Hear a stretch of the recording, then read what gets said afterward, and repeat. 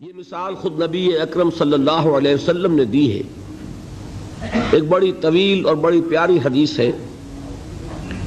جب غزوہ تبوک کے لیے حضور تشریف لے جا رہے تھے، لشکر بہت بڑا تھا، 30,000 کا لشکر۔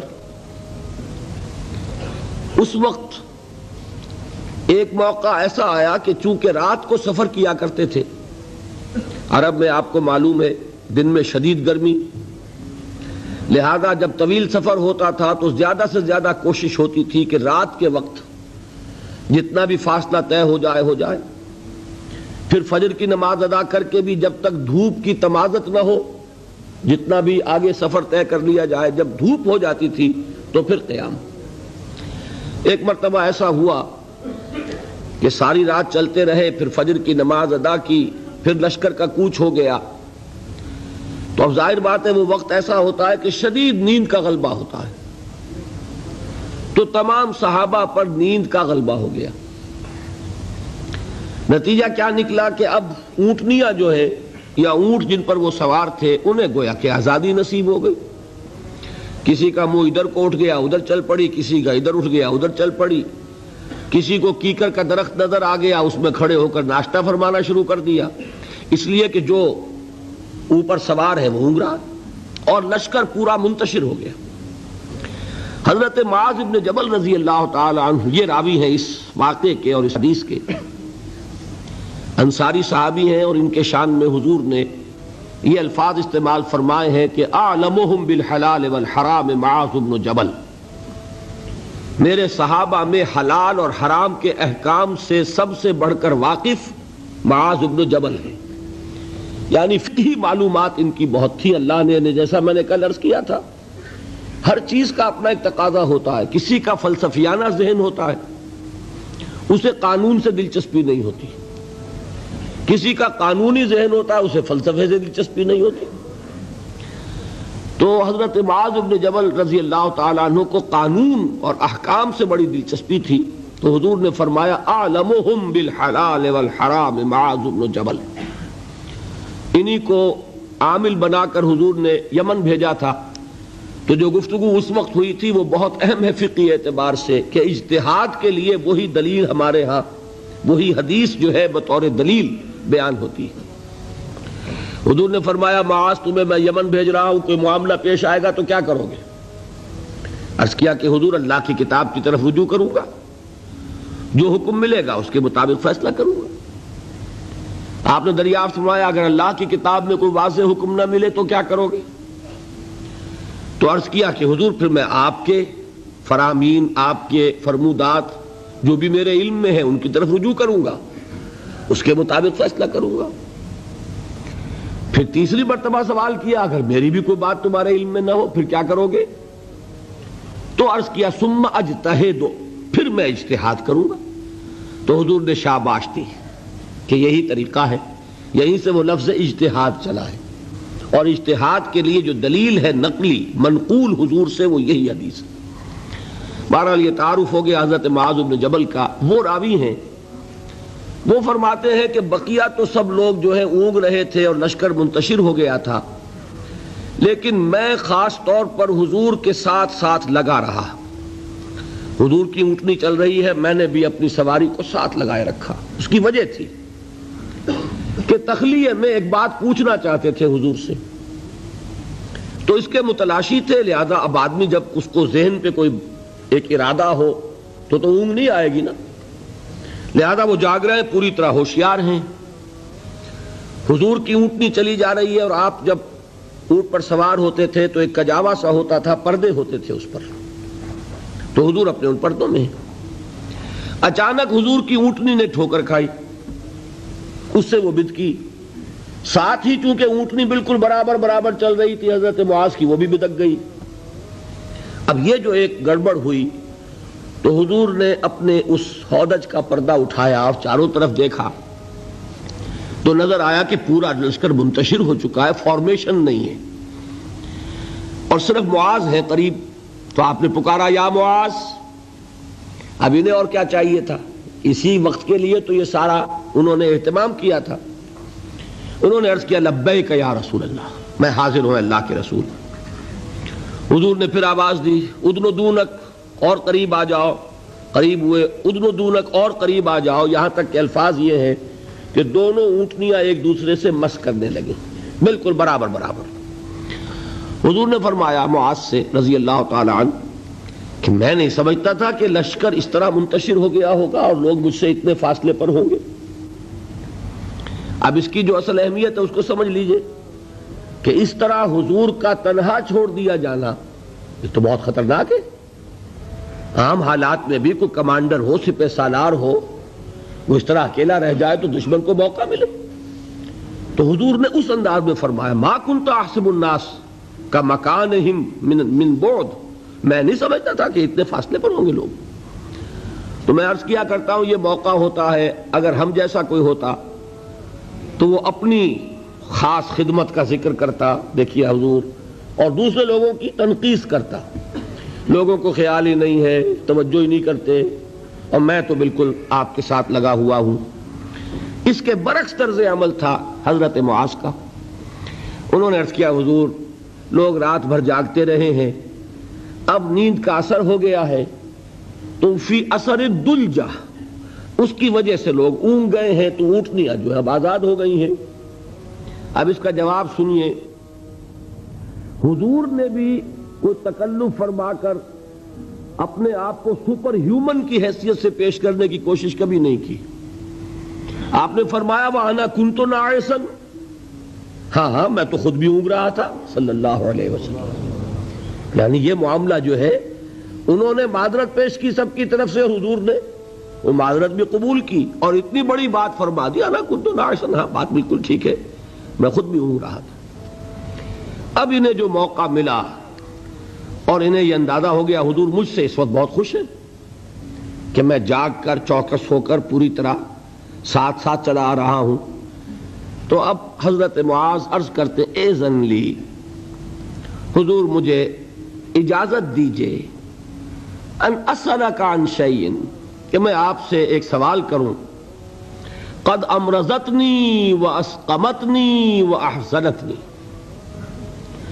جس نے مجھے نہایت دلگیر کر دیا ہے، غمگین کر دیا ہے، نہایت مجھے مریض کر دیا ہے، یعنی ایک ایسی دھن مجھ پر سوار ہے، میں سوچ سوچ کر بیمار ہو گیا ہوں۔ حضور نے فرمایا سل ما شئت، بڑا پیارا انداز ہے یہ، جیسے کبھی آپ بادشاہوں کی کہانیوں میں سنتے ہوں گے، پڑھتے ہوں گے، بادشاہ راضی ہو گیا مانگو کیا مانگتے ہو، تو یہاں تھوڑا سا اس کا انداز ہے سل ما شئت، جو پوچھنا چاہو پوچھو، کھلی چھوٹ ہے۔ اس وقت ظاہر بات ہے تخلیہ بھی ہے اور حضور کا خاص اس وقت التفات ہے۔ تو انہوں نے سوال کیا، یہ ہے اصل میں میرے اور آپ کے سوچنے کی بات۔ صحابی ہیں، صحابہ میں اس درجے کے حامل ہیں کہ حضور نے سپرلیٹو ڈگری استعمال کی ہے خاص اعتبار سے، افعل التفضیل اعلمہم بالحلال والحرام معاذ بن جبل، صحابہ میں حلال اور حرام کے سب سے زیادہ جاننے والے معاذ بن جبل ہیں۔ حضور کے نکاحوں میں ان کا وہ مقام ہے کہ یمن کا گورنر بنا کر بھیجا ہے، لیکن انہیں کیا فکر دامنگیر ہے۔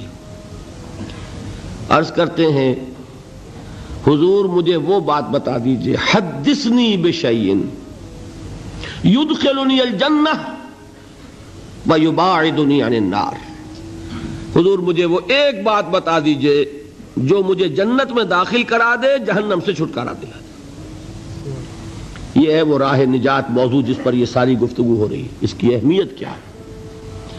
انہوں نے یہ نہیں سمجھا کہ ہمارے لیے تو نجات ٹیکن فار گرانٹڈ ہے، ہمارے لیے تو جنت میں سیٹ ریزرو ہے، ہم محمد کے صحابی ہیں صلی اللہ علیہ وسلم، ہمارے لیے کیا سوال، محاسبہ ہوگا اوروں کا ہوگا، جزا سزا ہوگی اوروں کو ہوگی، نہیں۔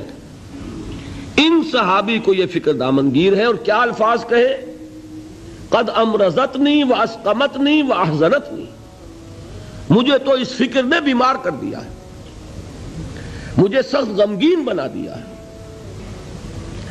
مرض اور سقم، سقیم، انی سقیم، یہ معلوم ہوگا آپ کو، بیمار کو کہتے ہیں، اور مرض تو ہے قد امرضتنی واسقمتنی واحزنتنی۔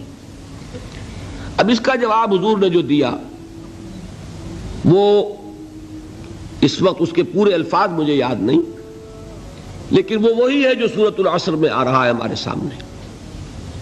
شہادت دو اللہ کے سوا کوئی معبود نہیں اور میں اس کا رسول ہوں، اس پر جم جاؤ، اور اللہ کے ساتھ شرک ہرگز نہ کرو، اور اسی پر تمہاری موت واقع ہو جائے، تم جنت میں داخل ہو جاؤ گے۔ اچھا، جواب تو مل گیا۔ اب شرک کے معنی کیا ہے وہ ایک تقریر مکمل ہوگی، صرف یہ ہے کہ ان الفاظ میں تو یوں سمجھیے نہ کہ مضامین کے دریا ہیں جو کوزے میں بند کیے گئے۔ جو بات اس وقت مجھے بتانی تھی وہ یہ تھی، اس کے بعد اب حضور خود ایک سوال کرتے ہیں، یعنی میں کہا کرتا ہوں کہ اب دریائے سخاوت جوش میں ہے، تم نے جو پوچھا تھا پوچھ لیا، میں نے جواب دے دیا۔ افلا ادلک یا معاذ، تو اے معاذ کیا میں تمہیں یہ نہ بتاؤں براس ھذا الامر وعمودہ وذروۃ السنام منہ، کہ یہ جو دین ہے ہمارا، اس کی جڑ کیا ہے، اس کا تنا کیا ہے، اس کی چوٹی کیا ہے۔ میں نے عرض کیا تھا نا کہ حضور نے تمثیل اختیار کی ہے کہ دین میں کیا پہلے ہے کیا بعد میں ہے، کس کی حیثیت جڑ کی ہے، کس کی حیثیت تنے کی ہے، کس کی حیثیت چوٹی کی ہے۔ جب تک کہ اس کا فہم حاصل نہیں ہوگا، ہو سکتا ہے کہ بنیادی باتیں آپ نظر انداز کر رہے ہوں اور ثانوی اور غیر اہم باتوں کو آپ بڑی مضبوطی سے تھام کر بیٹھے ہوئے ہوں۔ اسی کو کہا تھا حضرت مسیح علیہ السلام نے یہودی علماء پر تنقید کرتے ہوئے کہ تم مچھر چھانتے رہتے ہو اور سموچے اونٹ نگل جاتے ہو، بڑے بڑے گناہ تو کر رہے ہو اور چھوٹی چھوٹی باتوں کے اوپر دست و گریبان، مناظرے اور جھگڑے۔ یہی حال ہمارا ہے آج۔ سود جیسا گناہ، اس میں پوری قوم ملوث۔ جھگڑا کس پر ہو رہا ہے کہ رفع یدین ہے یا نہیں ہے، ہاتھ یہاں بدیں گے یا یہاں بدیں گے، اس پر تو جھگڑے ہیں۔ من دیگرم تو دیگری، اس پر فرقے بازی۔ لیکن سود، رشوت، حرام خوری، یہ سب کر رہے ہیں۔ حالانکہ یہ ہے جڑ کی بات، وہ ہے ثانوی بات۔ اسی کو کہا کرتے ہیں کہ اشرفیاں لٹیں اور کوئلوں پر مہر۔ کس قدر حماقت ہے، اشرفیوں کی حفاظت نہیں ہو رہی، کوئلوں کی حفاظت ہو رہی۔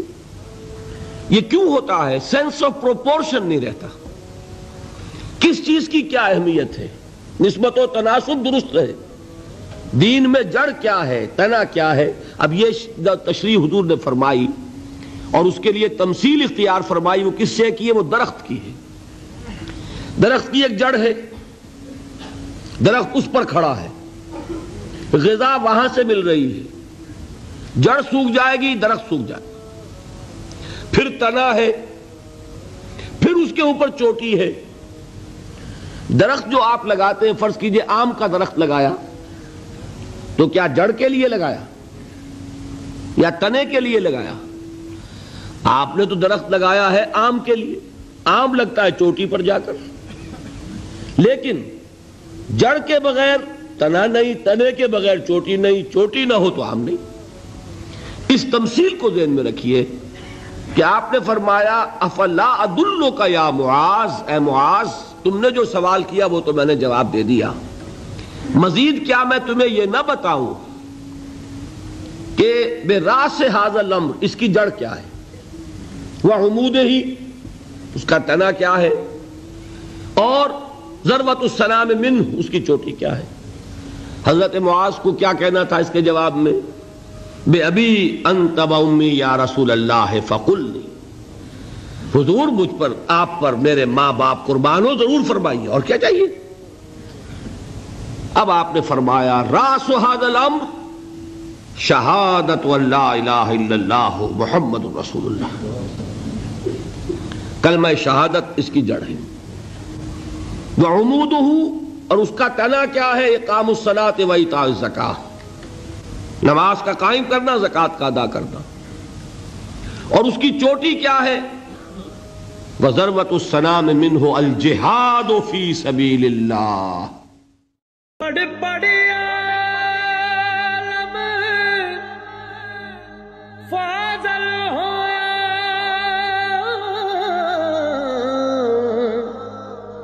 کدے اپنے آپ نو پڑھیا ہی نہیں، جا جا وڑدا مندر مسیتی ہو